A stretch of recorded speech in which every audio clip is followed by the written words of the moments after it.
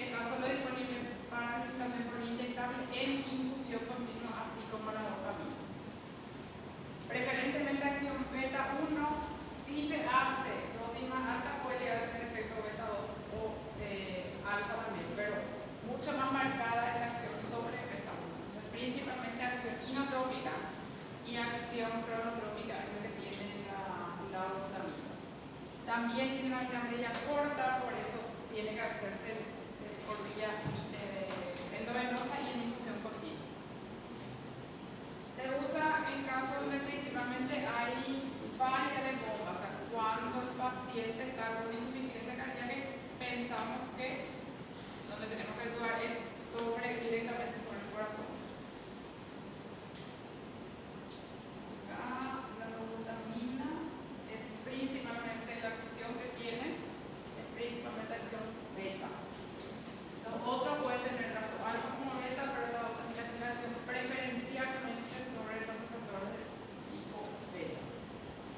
Y los otros, a la dopamina y mismo que podía ser dopaminérgico, alfa, beta. Y adrenalina, la pregunta que hicieron hace rato, ¿por qué no entran acá en la parte de inotrópicos, no la adrenalina? A pesar de tener acción alfa y beta, principalmente la acción que tienen es acción alfa. Entonces tienen mucha más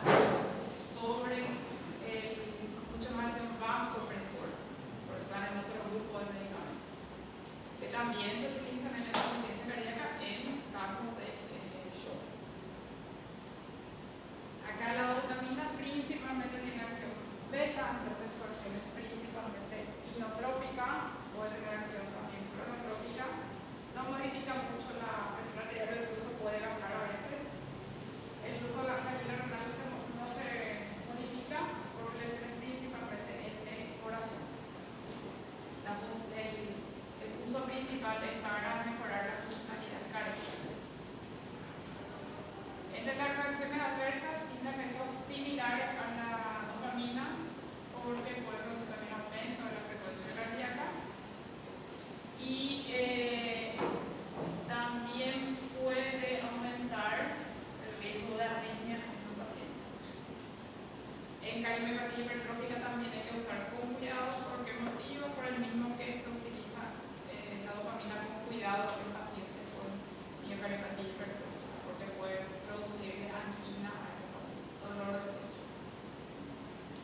¿En qué se usa? En la insuficiencia cardíaca aguda, en estos pacientes que tienen IAM, en shock también, en shock combinado con otros medicamentos, en pacientes que están esperando una cirugía cardíaca o van a someterse a un implante, entonces se suele usar esto, porque esos pacientes ya suelen estar en una falla importante de UPA, entonces se suele usar. Se pueden combinar los medicamentos. Cuando se va a combinar acá, principalmente si el paciente está en shock, tenemos que combinar dopamina con glutamina. Si el paciente está con una buena presión, se puede usar solo glutamina. Y otro estudio en el que se suele utilizar es en la ecocardiografía de estrés. El ecocardiograma es un estudio que se hace con el paciente en reposo, pero muestra la actividad cardíaca. El ecocardiograma, en la clase de IECA había mostrado qué valores informaba el ecocardiograma.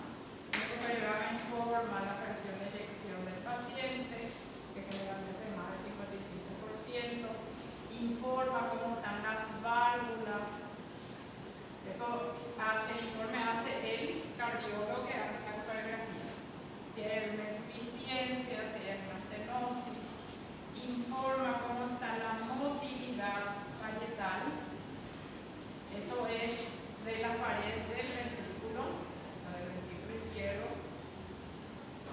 Informa si está engrosado o no. Eso también. Las cavidades, cómo está la aurícula izquierda, cómo están los ventrículos, todo eso informa el ecocardiograma. Y también en la parte de motilidad informa si la motilidad es normal, o sea, cuando se contrae el corazón, si se mueve normalmente. Informa si hay partes que tienen hipoquinesia, zonas que se mueven menos de lo que tienen que moverse. Informa si hay zonas de aquinesia.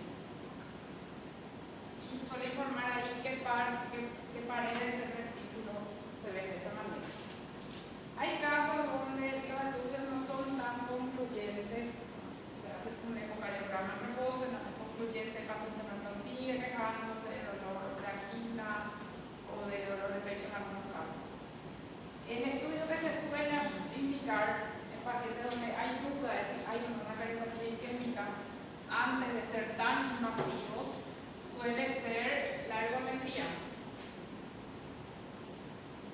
O sea, si tenemos dudas con un ecocardiograma se puede hacer la ergometría, pero la ergometría implica esfuerzo del paciente y no todos los pacientes pueden hacer esfuerzo. Todos los pacientes pueden caminar en una silla, andar en la bici, en la bicicleta, porque te puede generar complicaciones también. Entonces, en esos casos donde hay dudas se hace un estudio que se llama ecocardiografía de estrés. El mismo ecocardiograma que se utiliza acá, pero se le administra dobutamina. ¿Por qué se denomina estrés? Porque se le está sometiendo a un esfuerzo al corazón. Entonces, se le hace su goteo se le administra la dobutamina endovenosa y se le hace la ecocardiografía. ¿Qué se ve ahí?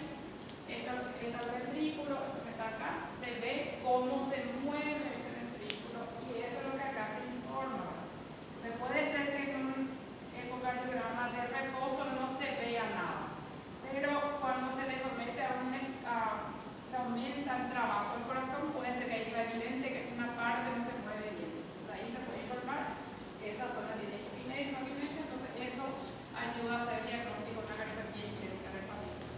En quienes no pueden someterse a una ergometría, por ejemplo. Entonces, ese estudio se hace en pacientes, tiene que estar ahí en el hospital del paciente para que se pueda hacer. Entonces, se le hace primero que se le hace un ecocardiograma normal y después se compara con un ecocardiograma de estrés. Y ese estudio no dura tanto tiempo porque el medicamento se le administra un poco antes, se ve que es básicamente el medicamento, como el medicamento tiene un efecto rápido, pasa rápido, entonces al suspender la medicación dura por pocos minutos más el efecto del medicamento. Entonces esa es otra utilización de la dobutamina. ¿Cuáles son los problemas que tenemos con estos medicamentos, con los dos medicamentos? Estos son los que más frecuentemente se utilizan, que son más fáciles de conseguir, que son más baratos también. Los otros medicamentos que son inotrópicos, que son antitriclona y el levosimendan, por ejemplo, son más nuevos y son más costosos. Estos dos, dopamina y glutamina, casi siempre hay en los hospitales, son más fáciles de conseguir, hay más experiencia con el uso de estos medicamentos. Pero también pueden tener algunos inconvenientes. Acá dijimos que el mecanismo por el cual ellos aumentan la fuerza de congregación principalmente se relaciona con el calcio. Ese es uno, con eso puede tener un inconveniente. Otro inconveniente es la pobre disponibilidad oral. No se puede dar por vía oral porque no se absorbe bien. No se puede hacer cada tanto tiempo porque no se pueden hacer dosis separadas porque la semivida es corta. Entonces, necesariamente el paciente tiene que estar internado, monitorizado para recibir esta medicación. Entonces, como la semivida es muy corta, se tiene que hacer en infusión y tiene que estar monitorizado el paciente. Entonces, solo en el ambiente hospitalario puede recibir. Otro problema es que presenta después de unos días taquifilaxia. La taquifilaxia era una forma de tolerancia, una forma de desensibilización que sufren los receptores, que es una tolerancia aguda. Las células del miocardio se acostumbran a la medicación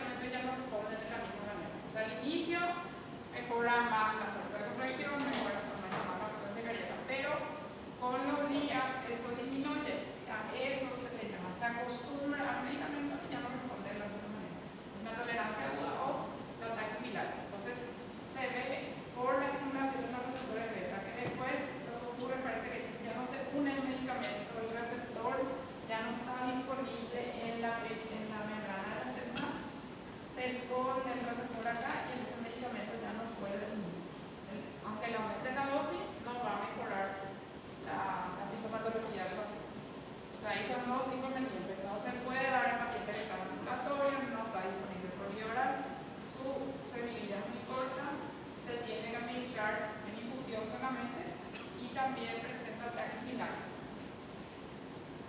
Eso no es por todo el tiempo. O sea, en esta internación va a pasar con eso con este paciente. Si él se va a su casa y vuelve otra vez después para en otra internación, va a poder usar. No se va a ver al inicio, pero también todos los días recién. O sea, que no es que es permanente esa tolerancia. En otra situación donde necesite, va a poder usarse otra vez.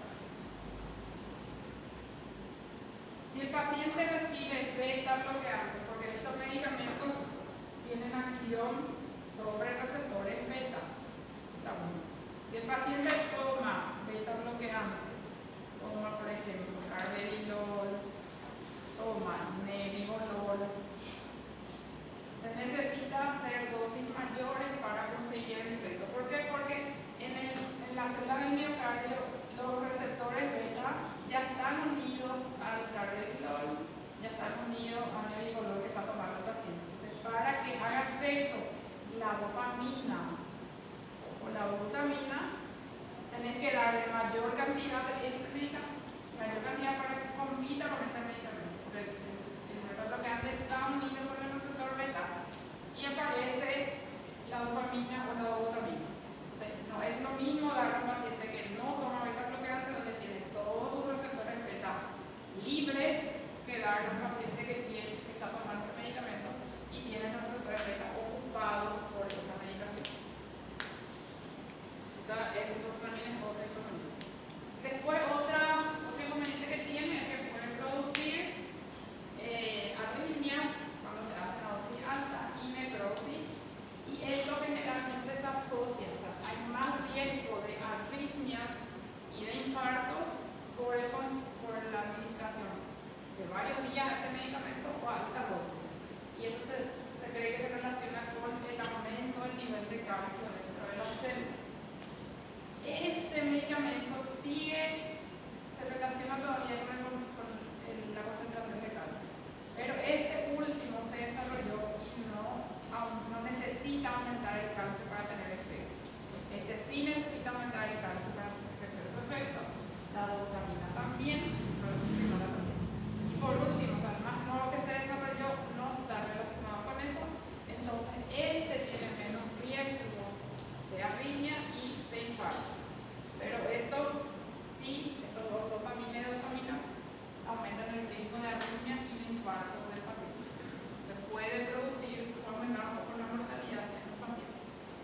Pero en el caso de una insuficiencia cardíaca aguda, el paciente necesita la activación del sistema simpático. Necesita este tipo de medicamentos. Se le vas a dar, sabes que tiene riesgo de infartar igual al paciente o tiene riesgo de desarrollar una taquiarritmia, pero es lo que tenés para hacerle si querés sacarle su insuficiencia cardíaca.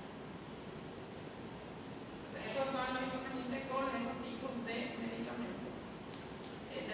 Si está tomando beta bloqueante, tiene que ser mayor la dosis, puede aumentar el riesgo de mortalidad, o sea, aumenta la mortalidad por eventos coronarios y arritmias. No está disponible por vía oral, se tiene que hacer con paciente monitorizado y puede presentar taquifilaxia. ¿Alguna pregunta hasta ahí? Voy a dejar hasta ahí, sí.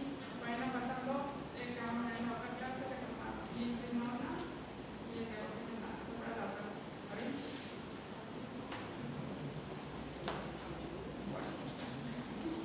Bueno.